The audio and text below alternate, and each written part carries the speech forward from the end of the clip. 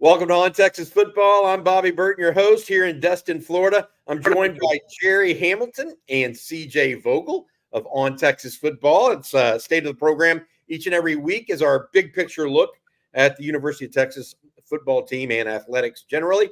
Brought to you by our friend Adam Lowy at theloweylawfirm.com. Hey guys, I'm down here in Destin. Some news and notes to get out of the way for fans as we look at this big picture perspective.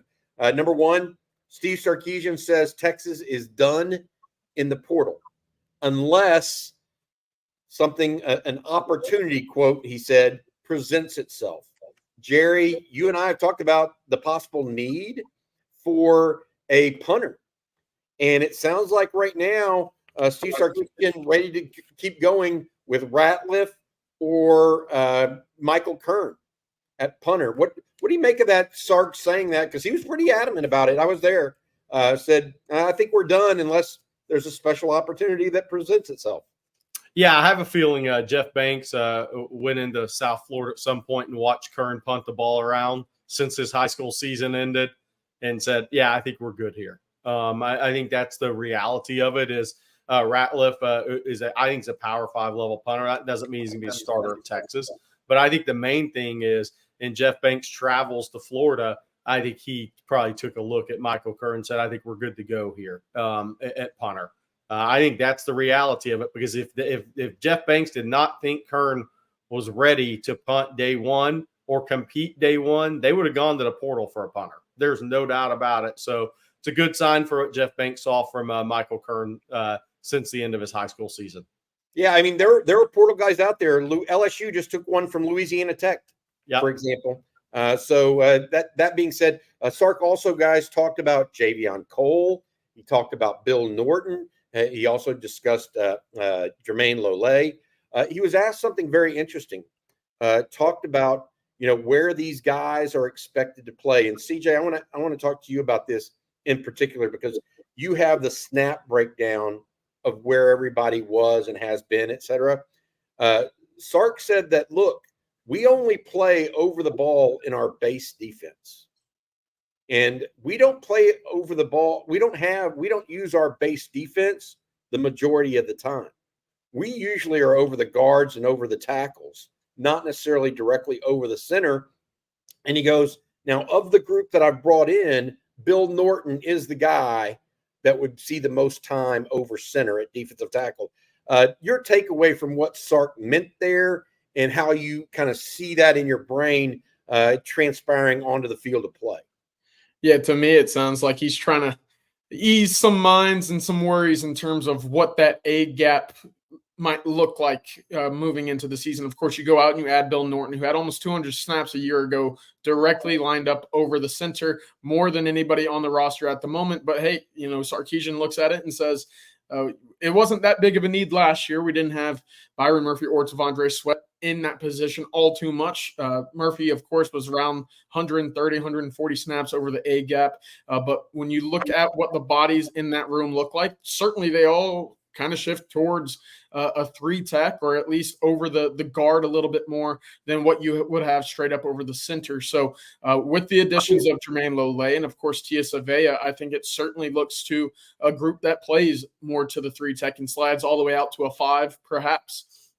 That's closer to over the tackle as well. We saw that at times a year ago with T'Vondre Sweat, looking like he was out there as an edge at times. It was kind of unique how they used their big guys on that defensive line a year ago. And I think right now with the bodies in the room, they should feel comfortable in the depth. I think that is right now where that defensive line room sits. They have a lot of capable bodies, a lot of bodies with a ton of experience. And of course, some young guys, Jeray Bledsoe, Aaron Bryant, looking to make that jump up. Now it's all about finding what that rotation will be like. Who are your 3-down guys, if you have any? Who are your 3rd-down guys to get after the quarterback? And, of course, your 1st and 2nd-down running guys. To me, Bill Norton being that anchor in the middle on early downs makes a whole lot of sense, and I think Sarkisian echoed that a little bit during his time at the SEC spring meetings. Yeah, he really did. I want to add that I think we're going to see more aggressive front this year. I think Johnny Nansen, I think they're going to maybe have a little more aggressive front at Texas this year. I think we're going to see more upfield from the Texas front this year. I don't expect to see as much stack and kind of hold and open up the linebackers. I think we're going to see more aggressive defensive line play this year across the board. May need to, based on their personnel, which would be good since you brought in Nansen over the year. He was the defensive coordinator, or in the offseason, he was the defensive coordinator a year ago in a different style system for Arizona. So good point there, Gerry. Hey, also want to mention Javion Cole, because this is the first opportunity Sark had to talk about him and at length, and it was very interesting. I asked Sark directly, how did Javion Cole end up at Cal Poly? I go, he's the Oakland Athletic League Player of the Year. How did he end up at Cal Poly? He goes, Bobby, look at it. It's not just Javion Cole for Cal Poly. The other corner that was starting opposite Javion Cole at Cal Poly, he just transferred to A&M. He said Cal Poly has done a great job in Northern California finding guys. And so I think that it's very interesting there. He felt very comfortable with Javion Cole, felt like he was going to be a good addition to the Longhorns. All right, other things I want to get to as it relates to what's going on here in Destin. I've said it and written it on ontexasfootball.com. It looks like roster reductions and or caps are absolutely coming to college football, and how that relates to Texas is pretty simple. It sounds like you're not going to be able to have walk-ons potentially. Everybody will be on scholarship. And as such, you can't have 105 guys on scholarship.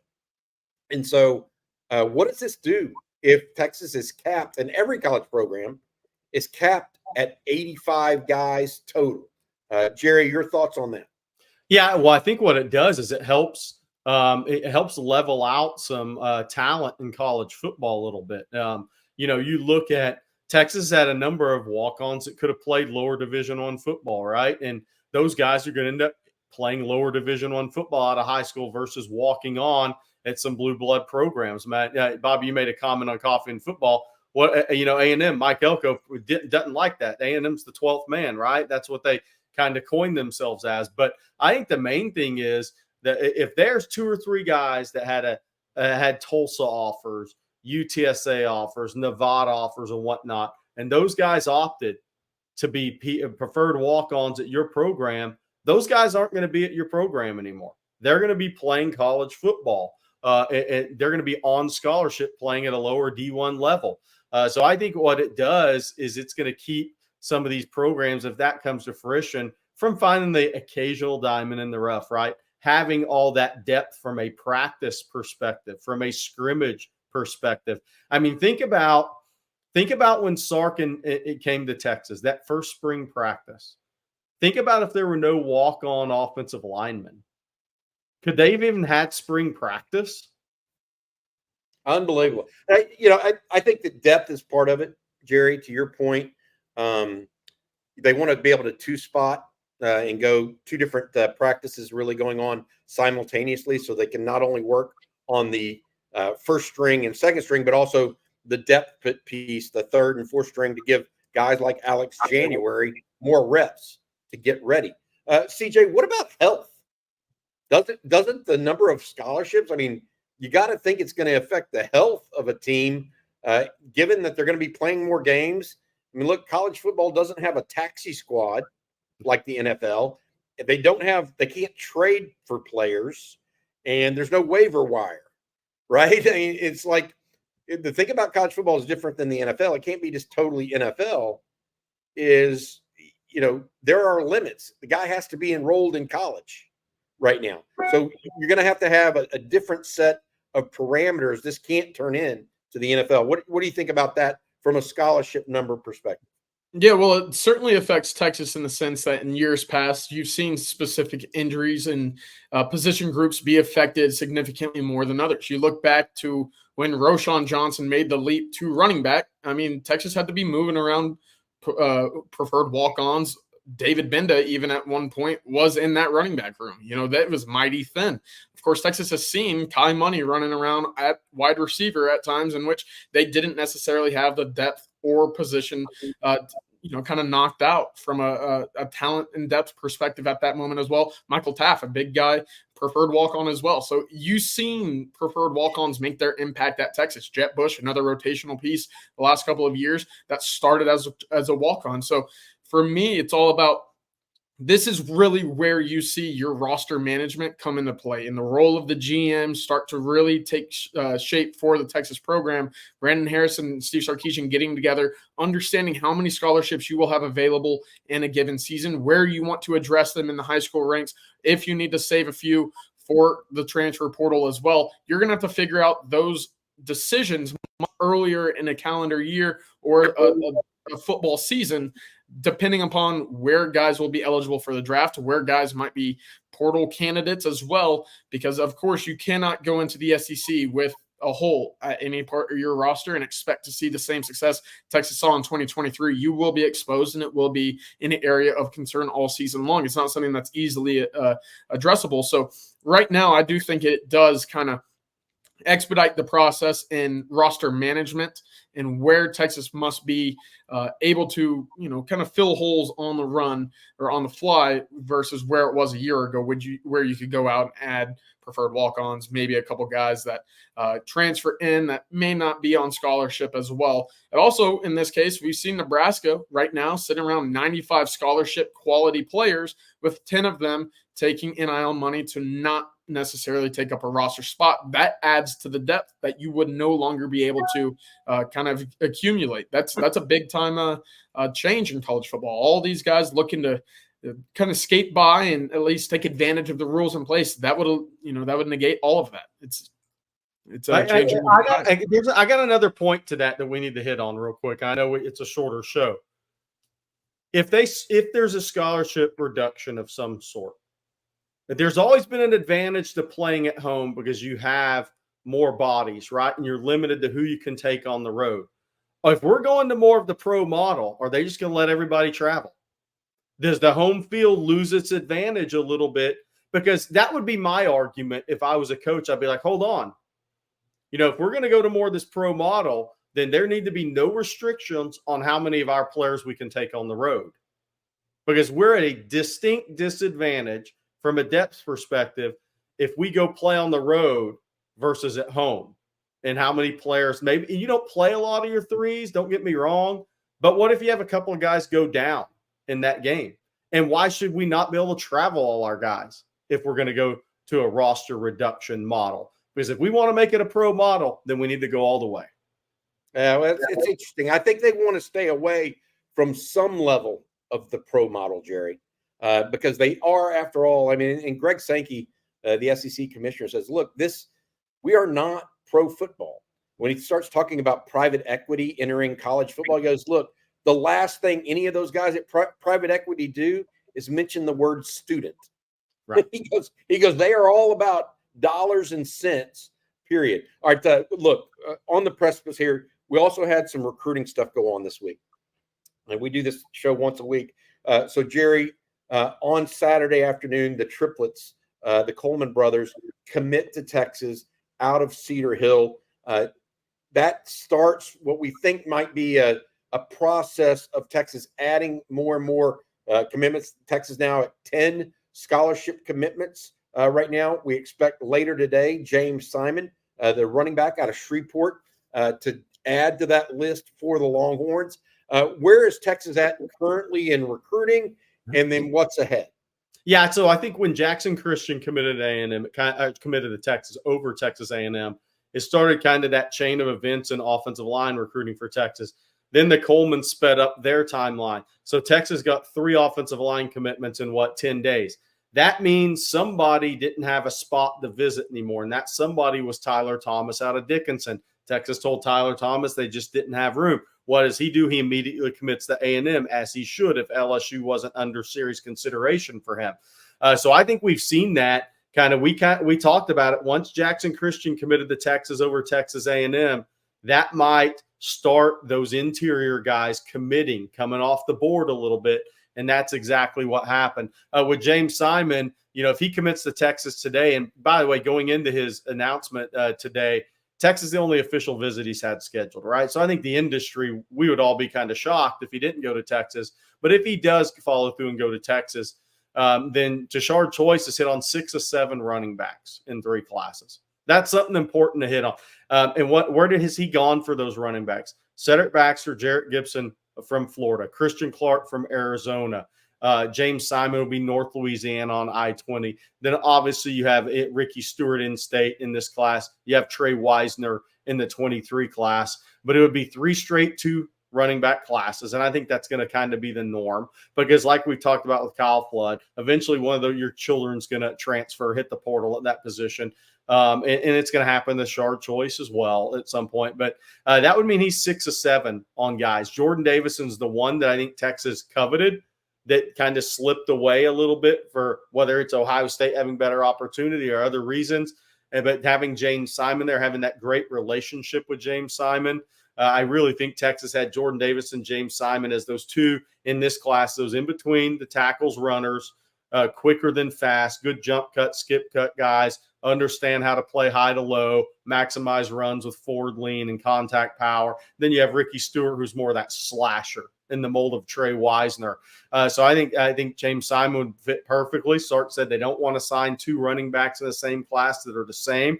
I think Ricky Stewart, James Simon would be totally different backs and have different strengths and have different fits in the Texas scheme. So I think Texas is sitting in a really good spot in recruiting headed into the June official visits. You got 44, 45 official visitors, and that's going to be counting, 9, 10 commitments as of right now. So you got about 34, 35 guys that are uncommitted coming in to have official visits scheduled. Defensive line, Texas got to hit on about 3 of those top line guys, right? Offensive line is going to fill out a good 5 or 6 man class, wherever they go with that. Wide receiver is going to have a tremendous class. Some people want all the 5 stars. We'll see if that's actually realistic at the end of the day. If 2 5 stars commit, does the third, maybe not even the kid, do the people around them say, hold on now, this may not be the best spot here. So see how that goes for Texas, but they're going to have a tremendous 3-man, 4-man wide receiver class. I think Edge has a great start with Lance Jackson. I think if you add Smith Orogba or Hayden Lowe, it's an absolutely tremendous edge class. If you happen to add both of them, you hit a grand slam.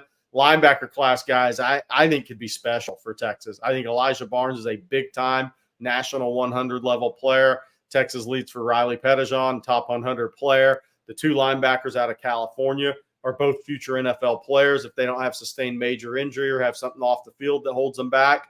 If Texas signs 3 out of that group of 4, they've had a hellacious linebacker class. I think DB kind of in the balance, see what happens there.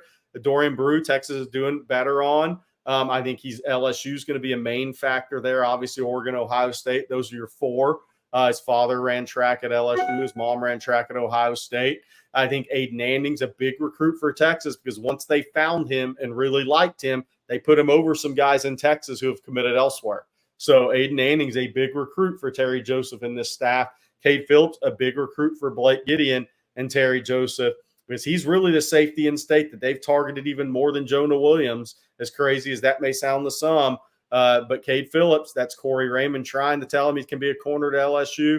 I think A&M slipped a little bit there. I think it's Texas LSU. Then you have a kid like Caleb Chester, corner that Texas really likes out of Marshall. So I think Texas is they're on track for another top 5 level recruiting class. Will they be ranked 3, 4, 5, 6, 7? Too early to say that. But I think 3 5 stars and a 4th straight top 5 class are definitely the way it's trending right now heading into June visits.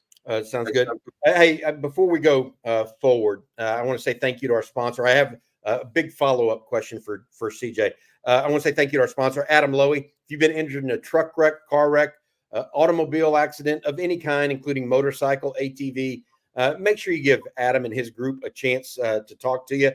Reach out to them at loweylawfirm.com. They've been in Austin for 20 plus years, around the state of Texas, can help you out. They're there for a free consultation if you've been involved in an accident that has caused you any injury or harm. Again, loweylawfirm.com. CJ, I want to go to you now. And obviously, Gerry's talking about the 25 class, but you're in Austin. You're going to be this weekend out there waiting, weather permitting, by the way, on the June 1 Elite Day that's coming up. We've talked at length about Diabell, Troy Hune. There's even some other quarterbacks coming in, including one from California that may be in the mix right now for Texas in the class of 2026. But you've compiled a list of names that are due in for the class of 2026. I mean, we're looking, 18 months out right now. Is this as good a list as we've seen come into Texas this early? Because it sure seems like it's star-studded. John Turntine, Gerry mentioned this the other day. He's coming in now, one of the nation's top players, offensive lineman out of North Crowley that wasn't originally expected.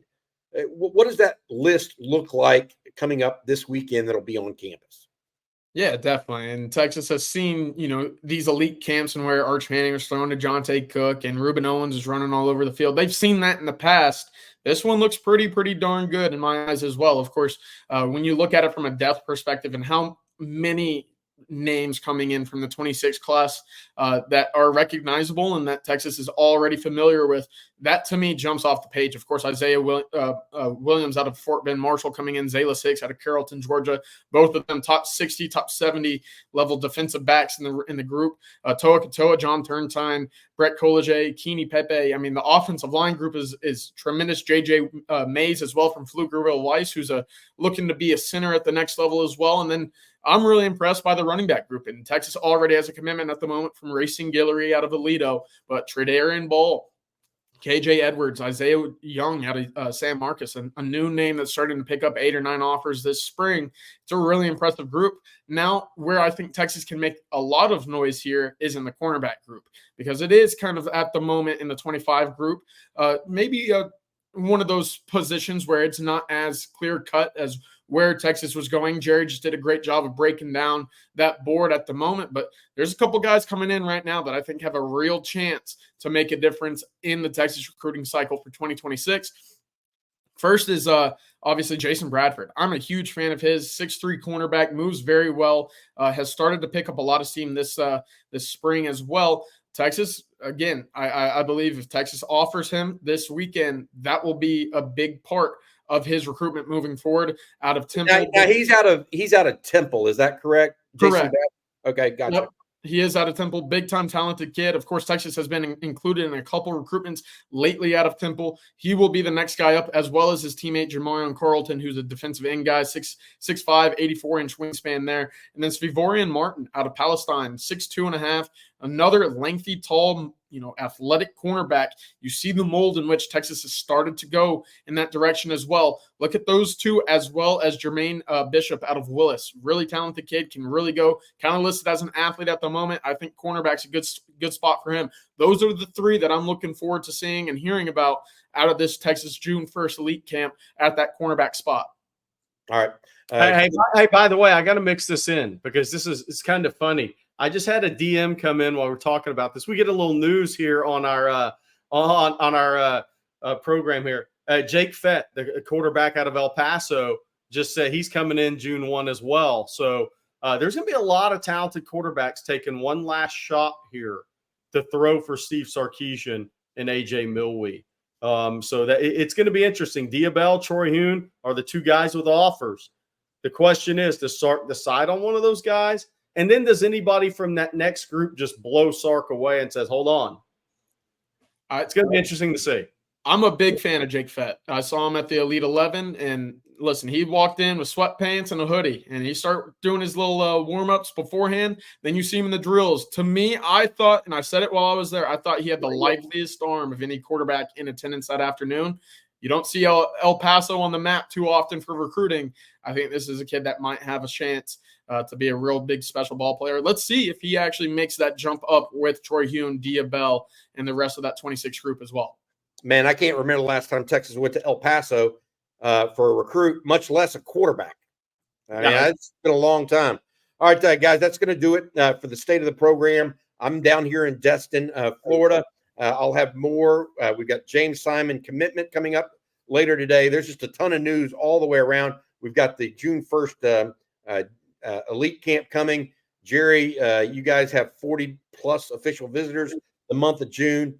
It is clear college football getting ready. We're now 94 days away from the start of the 2024 season. All right, that's going to do it for this state of the program. Thanks again to our sponsor, Adam Lowy, over at the Lowy Law Firm. Give him a call if you've been injured in a car wreck or a truck wreck. For CJ Vogel and Gerry Hamilton, I'm Bobby Burton, and this has been State of the Program. Hook up.